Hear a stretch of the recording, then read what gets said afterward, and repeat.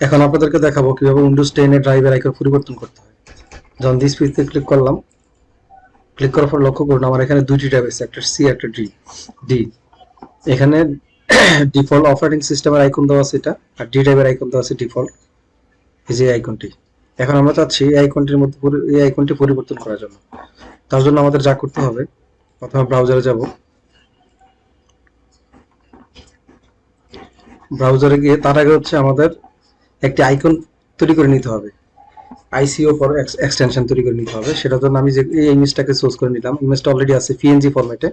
লক্ষ্য করুন, right button click করে প্রপার্টিজে গেলাম, এই যে পিএনজি ফরম্যাট আছে ফাইলটি। এই ফাইলটিকে আমাদেরকে আইসিও ফরম্যাটে নিতে হবে। তার জন্য আমরা ব্রাউজারে গিয়ে লিখবো img2 আইসিও এন্ড প্রেস এন্টার। এখান থেকে প্রথম লিঙ্কটিতে ক্লিক করলাম, দেন সোর্স ফাইল, আমি উক্ত আইকনটি সিলেক্ট করে ওপেন দিলাম। এখান থেকে ইমেজেস উইথ হাইট ফিক্স করে দিব, যেন আমি দিলাম হচ্ছে 80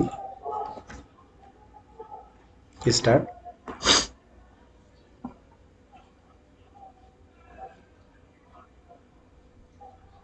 এখান থেকে ডাউনলোড করে নিব।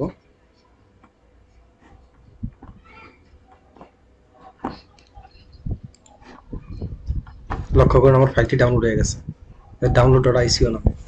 এখন আমি ফাইলের একটি নাম ফিক্স করে দিই, রিনেম করে নিই। একটা নাম দিলাম হচ্ছে মাই আইকন.আইসিও। এই ফাইলটাকে কপি করলাম,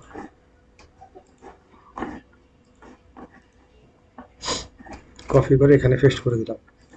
আচ্ছা, এখন আমাকে যে কাজটি করতে হবে, একটি টেক্সট ফাইল ওপেন করতে হবে।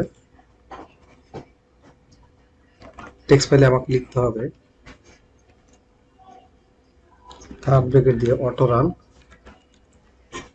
শেষ করলাম।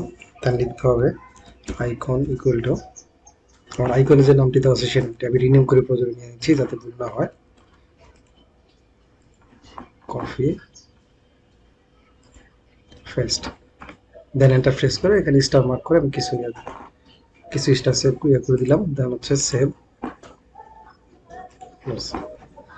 দেন আমার ফাইলের নাম দিতে হবে রিনেম করে, পুরো অংশ সিলেক্ট করে auto.inf, দেন ইয়েস। এখন এই দুইটি ফাইলকে আমাকে কপি করে অথবা কাট করে যে ড্রাইভের আইকন চেঞ্জ করতে যাচ্ছি সেই ড্রাইভের ভিতরে পেস্ট করে দিতে হবে। পেস্ট করার পরে এই দুইটি ফাইলকে সিলেক্ট করে প্রপার্টিজ, দেন হিডেনে ক্লিক করে অ্যাপ্লাই, ওকে, দেন ক্লোজ দিয়ে এখন আমাদেরকে পিসিটা রেজিস্টার দিতে হবে। জাস্ট রেজিস্টারে ক্লিক করে দিতে হবে। এখন লক্ষ্য করুন রেজিস্টারের পরে কম্পিউটার অন হওয়ার পরে দেন হচ্ছে আমি দিস পিসিতে গেলাম, খেয়াল করুন এই যে আমার আইকন ড্রাইভের আইকনটা অলরেডি চেঞ্জ হয়ে গেছে। সো আশা করি বুঝতে পেরেছেন। ভালো লাগলে অবশ্যই লাইক কমেন্ট শেয়ার করতে ভুলবেন না, এবং ইউটিউব চ্যানেল থেকে দেখে থাকলে অবশ্যই সাবস্ক্রাইব করবেন। সো থ্যাংক ইউ সবাইকে, আল্লাহ হাফিজ।